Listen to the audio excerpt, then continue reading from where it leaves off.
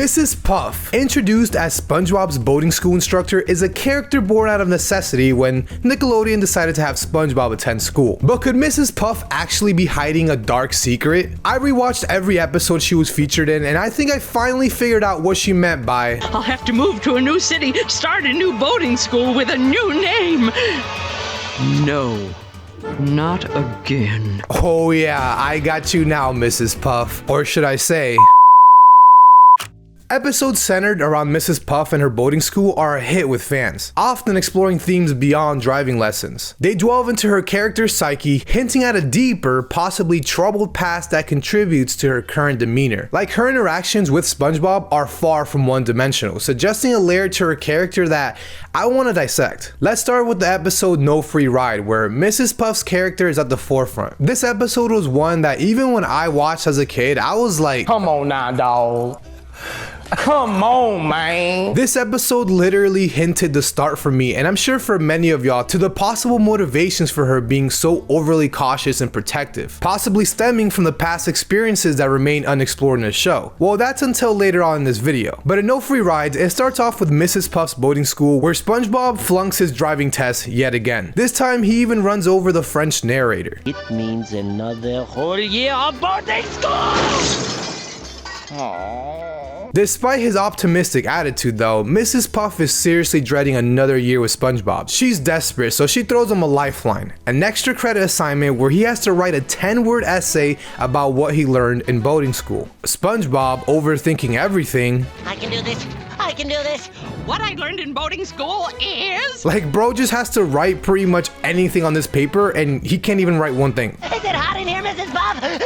Why is it so hot in here? Dude, how do you struggle to pick up just one thing you... Anyways, the situation escalates until Mrs. Puff is just totally done with it and passes him just to get it over with. SpongeBob's thrilled, but Mrs. Puff, she's filled with guilt and worried about the havoc SpongeBob might wreak on the road. Then at Mrs. Puff's house, SpongeBob and his parents surprise her with a cake to thank her for her teachings, but the true shocker comes to her when SpongeBob's parents reveal they bought him a brand new boatmobile. Mrs. Puff is horrified, realizing that the chaos she thought of before, SpongeBob could actually do it now with his new boat. Now, here's where things get intense. Mrs. Puff, struck by the sudden realization, says, "I'll have to move to a new city, start a new boating school with a new name." No, not again. Like what? Okay, Mrs. Puff, who are you? I mean, you've hit rock bottom. You see SpongeBob's new boatmobile as a ticking time bomb, and you just can't let that happen. I mean, like, I don't want SpongeBob killing people on the street either, but this line was just completely out of pocket. What could possibly get her to say this?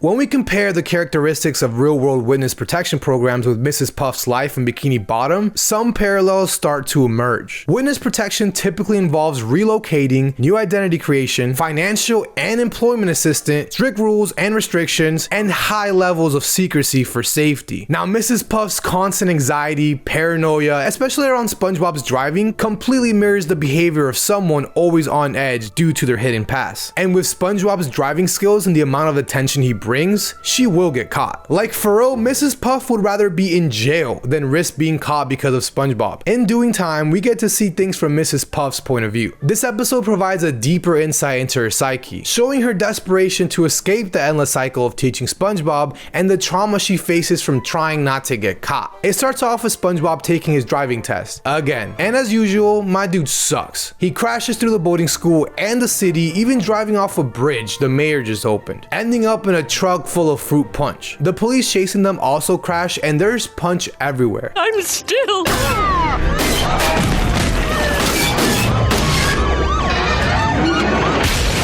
Now I know what you're thinking. Damn, is SpongeBob getting locked up for this?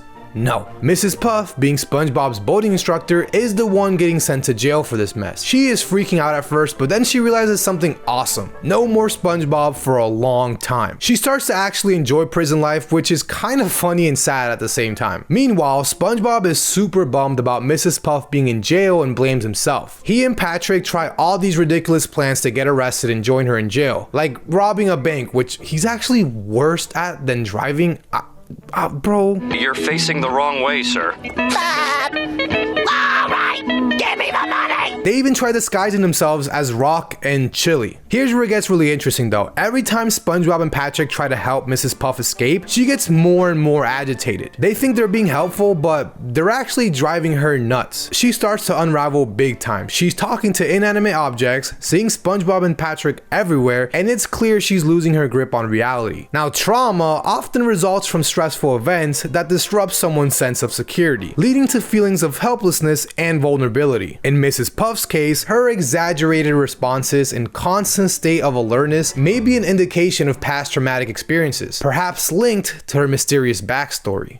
One of the craziest aspects of Mrs. Puff's character is her tragic backstory with her husband, Mr. Puff. In the Krusty Love episode, Mr. Krabs starts simping hard when he sees Mrs. Puff at the Krusty Krab. Despite being initially hesitant about the idea of love at his age, Mr. Krabs is convinced by SpongeBob to approach her. Now let's backtrack because this is where Mr. Puff came into the picture. Before SpongeBob introduced Mr. Krabs to Mrs. Puff, Mr. Krabs hesitates, believing Mrs. Puff to be married. But then SpongeBob informs him that she's actually single, leading to Mr. Krabs to ask about what happened to her husband.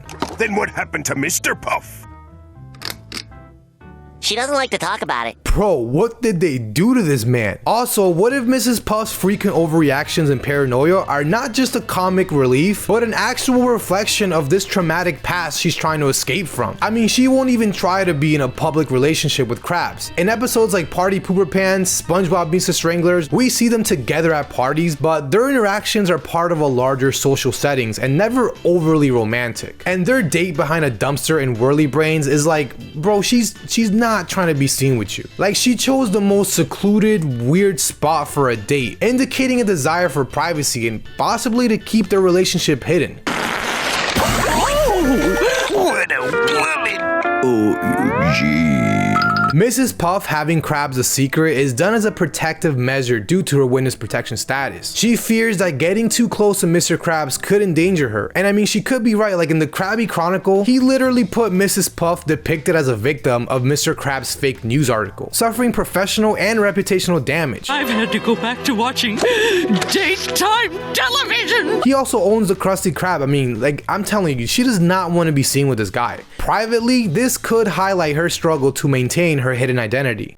Now here's the truth. Her husband died because he owed people a lot of money. Take to account her cousin, for example, Mo Blowfish. He is a literal con man who hosts a dangerous reality show. Now he appears in an official SpongeBob SquarePants book called Fearless, but he's never actually appeared in the main series. Since he's a con man, I believe him, Mr. Puff, and Mrs. Puff conned someone very important, someone they couldn't just run away from at the time so easily. And because they screwed over these people, they turned Mr. Puff into a lamp, and Mrs. Puff was so worried that she went into witness protection. Now she's in so much fear every day, she can't bear the thought of getting caught. Oh, and about her name change, well, in the original storyboard for Lighthouse Louie, an old newspaper is shown where Mrs. Puff's photo is captioned Bobby Blowfish. Ha, I got you now, Bobby. I knew I'd find the truth about you. You probably thought you could run and hide and no one was ever gonna find out the truth. Nah. But don't worry, Mrs. Puff, or